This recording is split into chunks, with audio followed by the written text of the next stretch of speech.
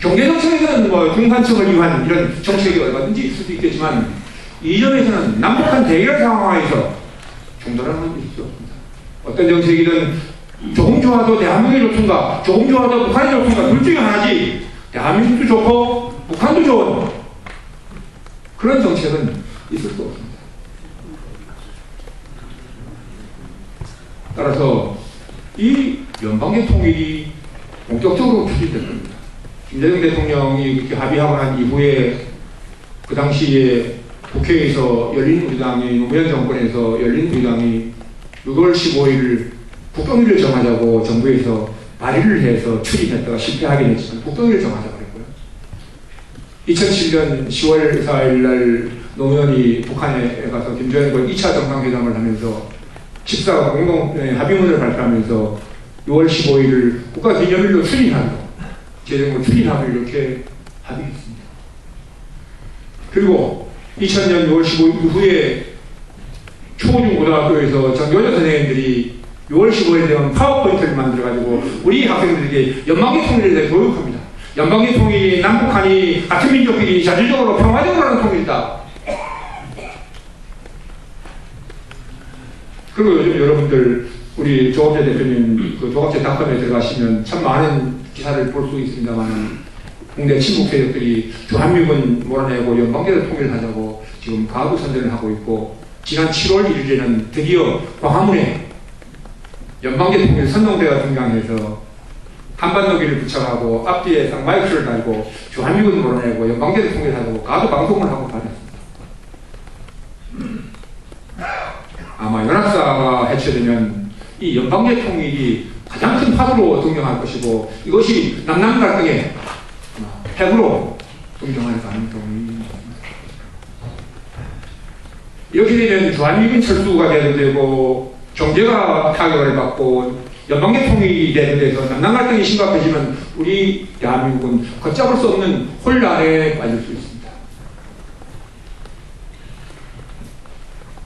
그런 상황에서 북한은 미국이 개입할 가능성이 없다고 판단하면 언제든지 제2의 6.25를 일으킬 수 있습니다.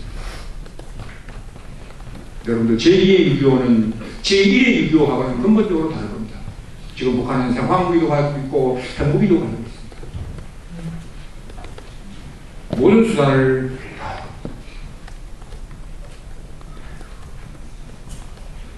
여러분들 연방계 통일은 대한민국을 철수시키고 미국의 개입을 막고 북한이 남침해서 베트남식으로 월남식으로 적화 통일을 하자는 전략이 바로 연방계 통일입니다. 여러분들 베트남에서 주월 미군이 철수하고 난 이후에 그 당시에 월남 피우 대통령이 뭐라고 했습니까? 월명은 경제난 때문에 10년 내에 망한다. 우리는 끄떡없다. 이렇게 장담했는데 누가 먼저 망했습니까? 1년도 못 가서 1년 만에 월남이 망했죠. 그죠? 1년 만에 월남이 망했습니다. 그리고 월남이 망한 이후에 어떤 일이 벌어졌느냐. 여러분 당시에는 우리가 언론을 통해서 배를 타고 해외를 탈출하는 보트피플만 이 기사를 통해서 봤죠. 그죠? 근데 월남이 개방한 이후에 어떤 일이 벌어졌는지를 쭉 조사해서 종합된 자료를 지난 4월 30일 날 월남 배망에게 우리 재향문인회가 종합해서 보도하였습니다. 그 내용을 보면 월남 4.20이 함락되자마자 36시간 내에 26만 명이 처형당했습니다.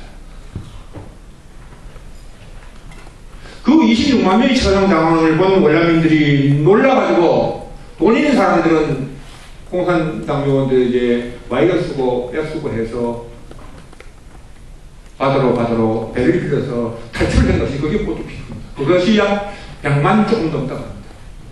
그 중에서 한 10만 명은 바다에서 해적에게 잡혀가지고 재산 깎이고 죽고 지금 한 90만 명 정도가 해외에서 살고 있다고 합니다. 문제는 그 이후에 일어났습니다. 그 이후에 월명이 월남을 공산화시키고 났으니까 월남에 있는 지식인들, 또 중층들, 모든 이런 지도층 인사들 350만 명을 이렇게 지정해서 이제 공산주의 국가가 됐으니까 교육을 받으시오. 이렇게 해가지고 재교육 수용소에 전부 들어오도록 만들었습니다. 350만 명이 재교육 수용소에 들어갔는데 한 명도 살아나온 사람이 없다고 합니다. 10년 동안 재교육 수용소에서 굶어 죽고 병들어 죽고 맞아 죽고 탈출하다가 살아나고 월남은 공산화된 이후에 대략 400만 명 이상이 처형당했습니다. 그 당시 월남 인구가 약 1,800만이었다 그러니까 약 4분의 1 정도가 제거됐습니다. 그 옆에 있는 인저 캄보디아는 여러분 아시다시피 작년에 제가 캄보디아에 갔다 왔는데 khmer 르지 공산주의 정부가 들어서가지고 캄보디아를 평등사회를 만든다고 공부한 사람이라는 사람은 다 잡아다가 처형했습니다. 그래서 200만을 처형했다고 합니다. 제가 좀 처음에 현장에도 가봤는데 정말 끔찍했습니다.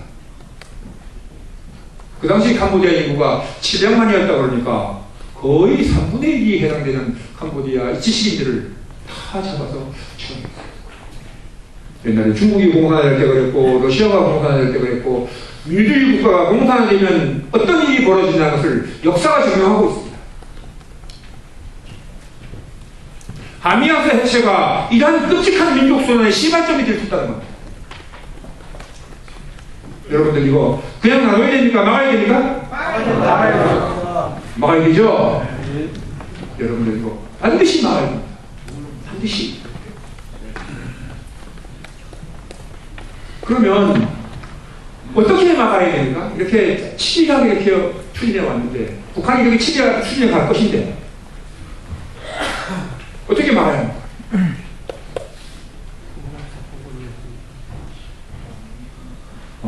이 한미역 해체를 유보시키는데 가장 중요한 걸림돌이